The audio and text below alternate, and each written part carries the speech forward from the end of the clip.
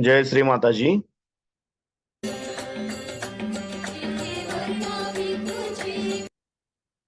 हम सब श्री माँ की प्रतिमा की ओर देखेंगे और नमस्कार करेंगे। अपने दोनों हाथ गोद में धीरे से आंखें बंद करेंगे। अपना पूरा चित्त, अपना पूरा अटेंशन अपने दोनों हाथों के सेंटर पर केंद्रित करेंगे। परम पूज्य श्री माता जी, आप ही साक्षात श्री आदिशक्ति हो। आपके परम कृपा में कृपया आपके निर्मल चरणों पे ध्यान करने की अनुमति हम सबको प्रदान कीजिए। अब हम अपना राइट हैंड पृथ्वी तत्व की ओर रखेंगे। अपना चित्त अपने लेफ्ट हैंड के सेंटर पर केंद्रित करेंगे और धीरे धीरे हम अपना चित्त अपने लेफ्ट हैंड से अपने तालु भाग की ओर लेके जाएंगे और तालु भाग से धीरे धीरे हम अपना चित्त राइट हैंड द्वारा पृथ्वी तत्व में समर्पित करेंगे। यह क्रिया हमें आराम से 7 बार करनी है।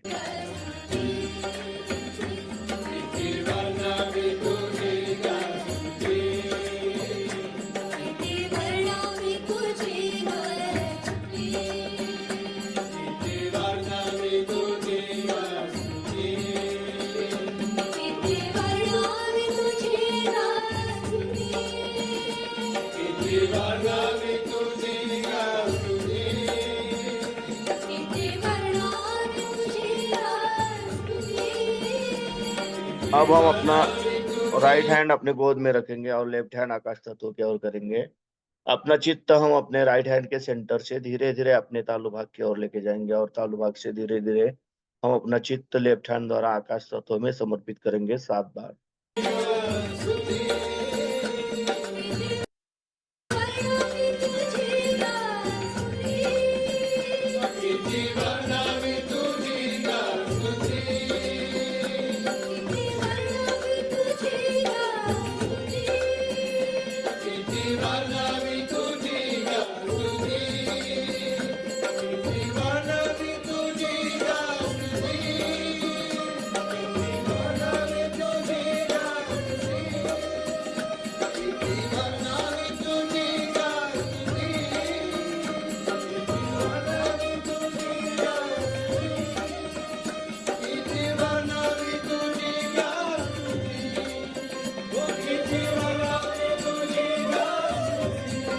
अब हम अपने दोनों हाथ अपने गोद में रखेंगे और अपना पूरा चित्त हम अपने मध्य मूलाधार चक्र पे केंद्रित करेंगे।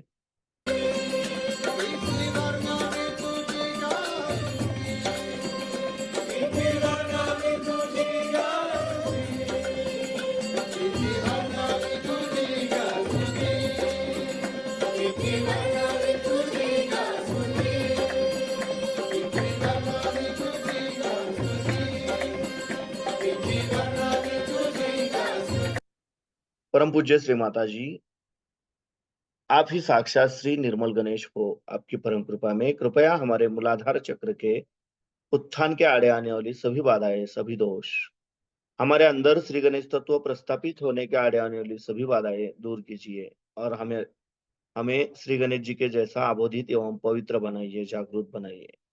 अब हम अपना राइट हैंड अपने स्टमक पे, लेफ्ट साइड पे रखेंगे। परम पूज्य श्री माता जी, आपकी परम कृपा में कृपया हमें शुद्ध एवं निर्मल विद्या प्रदान कीजिए। परम पूज्य श्री माता जी, आपकी परम कृपा में कृपया हमें शुद्ध और निर्मल विद्या प्रदान कीजिए। कृपया हमें शुद्ध और निर्मल विद्या प्रदान कीजिए। अब हम अपना राइट हैंड अपने हृदय पे रखेंगे, लेफ्ट साइड पे। परम पूज्य श्री माता जी, आपकी परम कृपा में मैं केवल एक शुद्ध आत्मा हूँ। मैं मन नहीं, बुद्धि नहीं, शरीर नहीं, अहंकार नहीं। मैं केवल एक शुद्ध आत्मा हूँ। मैं केवल एक शुद्ध आत्मा हूँ।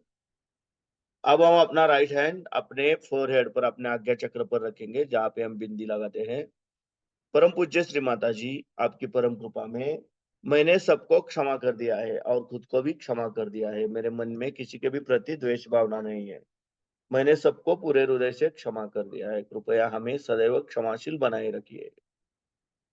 अब हम अपना राइट हैंड अपने सहस्रार पे, अपने तालु भाग पे दबा के रखेंगे और धीरे धीरे क्लॉकवाइज 7 बार रोटेट करेंगे।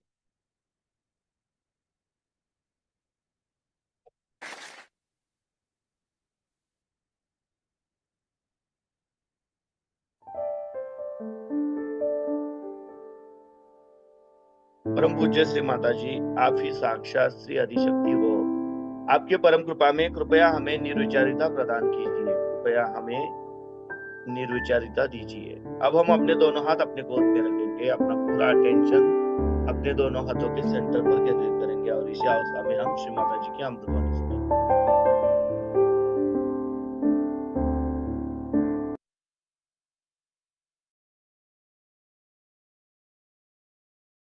उस दिन से आज बीमार हो गए। अरे भाई, वो हनुमान जी ने थोड़ी किया, वो बैठे ना हनुमान जी के वहां। ये भक्ति की जो गलतियां हैं उसको समझ लेना चाहिए।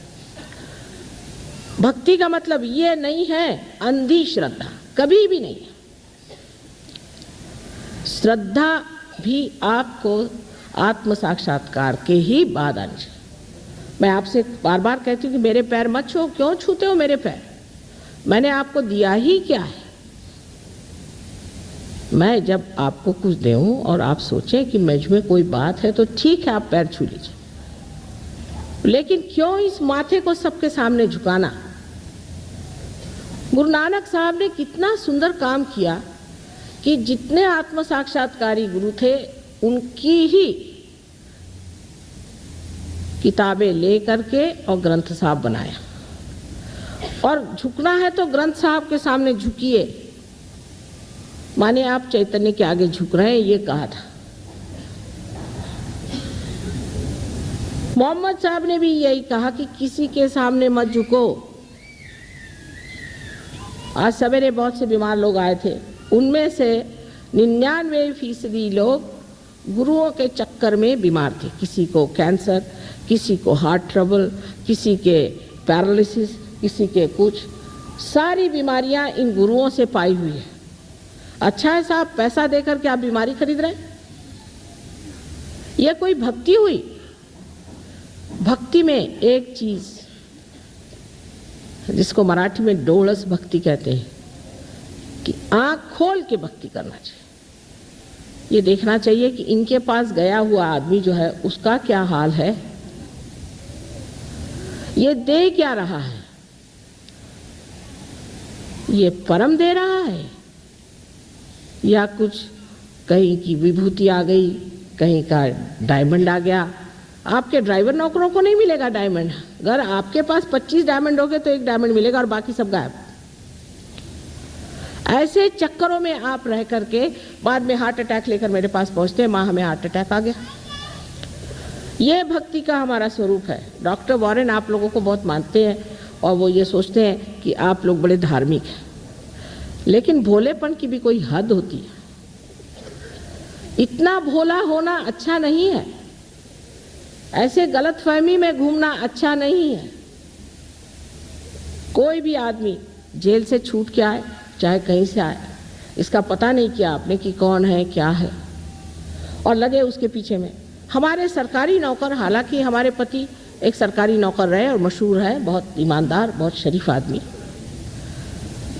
सब ऐसे ही गुरुओं के पीछे भागते। क्या उनके पास अकल नहीं है? अरे बड़े बड़े मंत्रीगणों का यह हाल है, छोड़िए बेचारे सरकारी नौकरों का।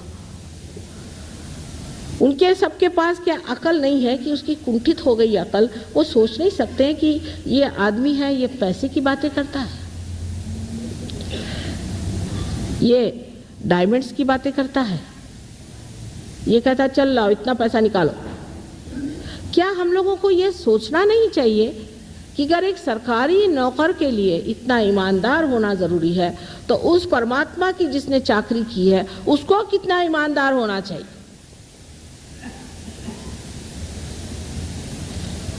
और डंके की चोट पर सबके सामने वो लोग कहते हुए भी आप हम तो भाई वारी वारी जावा चले उनके ऊपर रुपया उड़ाने के लिए। हमारे यहाँ औरतें उससे भी बदतर इस मामले में हैं आदमियों से, इसीलिए आदमी औरतों को भी नहीं मानते। कोई गुरु बाबा जी आके बैठ गए, वो प्राइवेटली में जरूर औरतों से बात करेंगे। प्राइवेट क्या होता है परमात्मा के मामले? क्या परमात्मा प्राइवेट है? वो सबदूत प्रकाशमान, उस परमात्मा का प्राइवेटली बात करने का कौन सा सवाल उठता है, मेरे समझ नहीं आता। और हर तरह की चीजें आपने सुनी होंगी। अपने मंदिरों में होती है। जो जो बातें सुनी है तो ऐसा लगता है कि हे प्रभु, तुम्हारे नाम पर कितना अधर्म मेरे देश में हो रहा है। और बाहर जब जाते हैं तो लोग बताते हैं, हाँ हाँ हाँ रहने दीजिए, आपके यहाँ मंदिरों में आजकल गांजा बिकती है? हाँ, महालक्ष्मी के मंदिर में बंबई में गांजा बिकते हैं। पुलिस से कहो तो कहता नहीं, भाई हमारा कोई मतलब नहीं।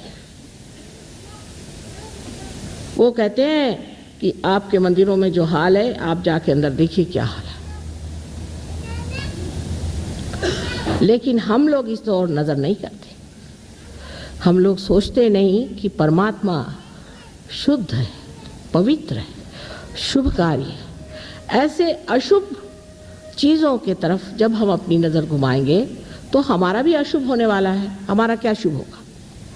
सबसे पहले भक्ति में ये जानना चाहिए कि आंख खोल करके भक्ति करें। श्री ज्ञानेश्वर जी ने ध्यान पर बहुत कुछ लिखा, लेकिन हमारे महाराष्ट्र में लोग हाथ में झांझरी लेकर के विठ्ठल विठ्ठल विठ्ठल विठ्ठल, 1 महीना पैदल भूखे ऐसे जाते हैं, मुंह में तंबाकू रख के। ये कोई भक्ति हुई?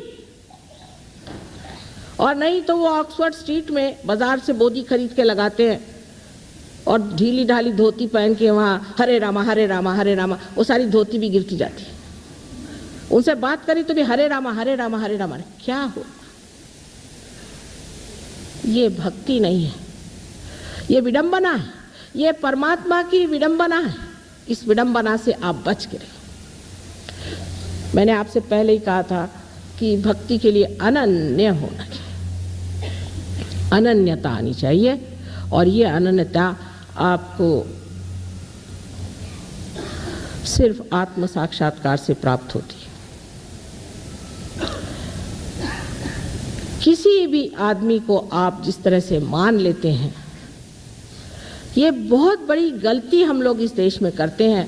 जो डॉक्टर वॉरेन नहीं जानते कि हमारे यहाँ तो कोई भी बाबा जी ढाबा जी आ जाए और वो हाथी वाथी ले गया है तो और भी कह ले, मैं यज्ञ करने जा रहा हूँ माता जी। मैंने कहा अच्छा फिर क्या? कम से कम 5 डब्बे का आप मुझे घी दे दीजिए। मैंने कहा जनाब, मेरे यहाँ तो आधा डब्बा क्या, पाउंड डब्बा भी नहीं घी रहता।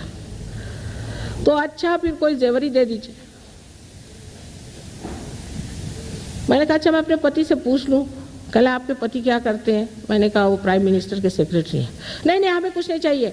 उठाए अपना बिस्तरा चल दिए।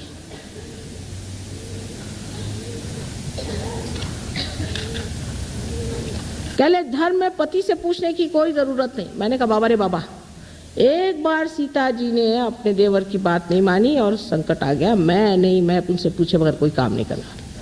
ये चीज हमारी जो अंदर एक भोलापन, जिसको कि मैं बेवकूफी कहती, जो आदमी भोला होता है वो अत्यंत कुशाग्र होता है। वो जितना जानता है उतना एक चालाक नहीं जान सकता। लेकिन ये बेवकूफियां जो हम लोग करते रहते हैं सुबह से शाम तक, ये भक्ति कभी भी नहीं हो सकती। दूसरा सवाल ये कि हमारे यहाँ सबने बताया है कि उपास करो। कुछ लोग तो ऐसे हैं कि उनसे पूछना पड़ता है कौन से दिन उपास नहीं कर रहे, उस दिन खाना खाने आइए।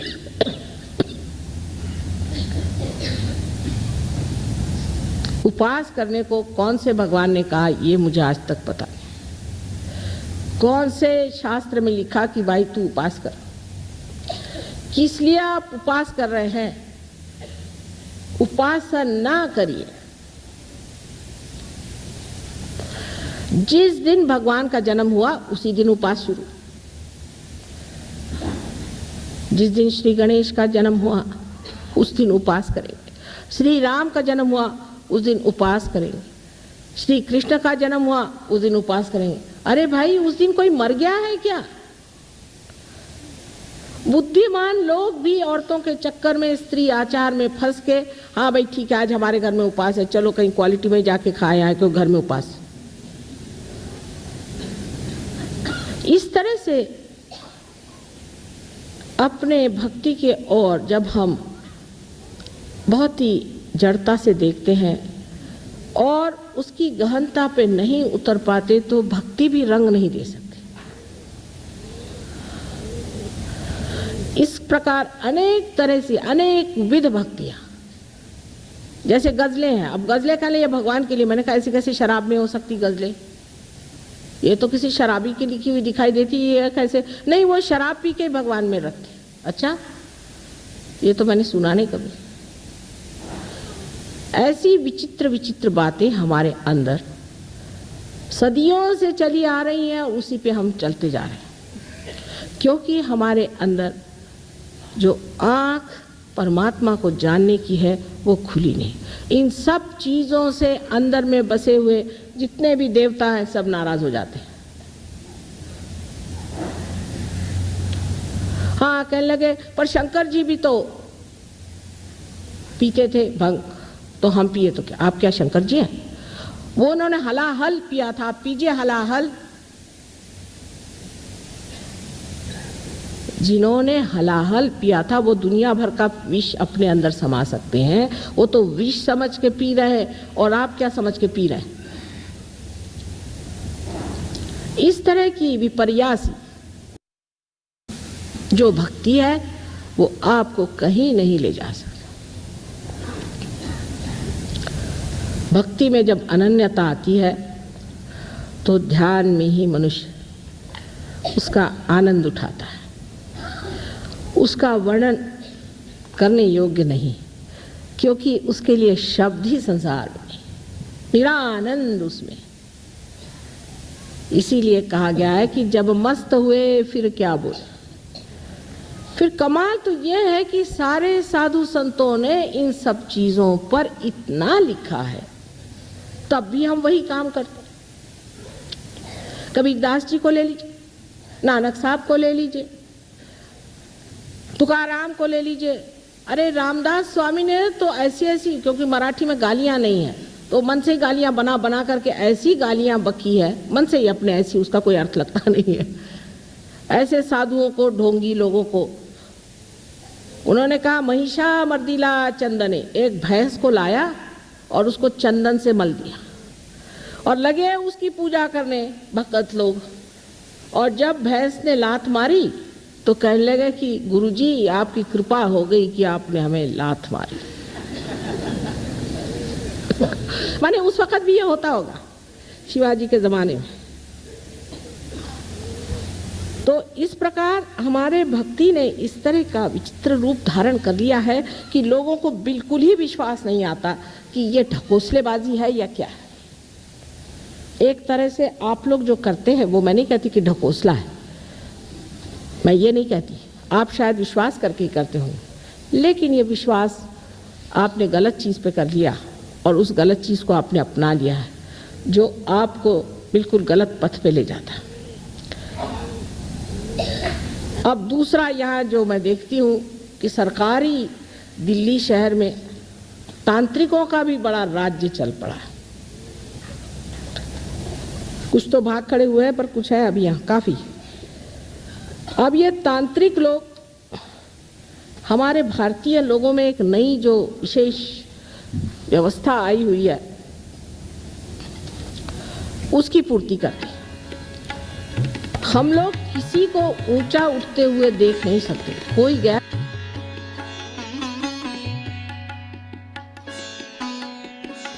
हम धीरे से आगे बढ़ेंगे, श्रीमती प्रतिमा की ओर देखेंगे और नमस्कार करेंगे। जय श्री राम।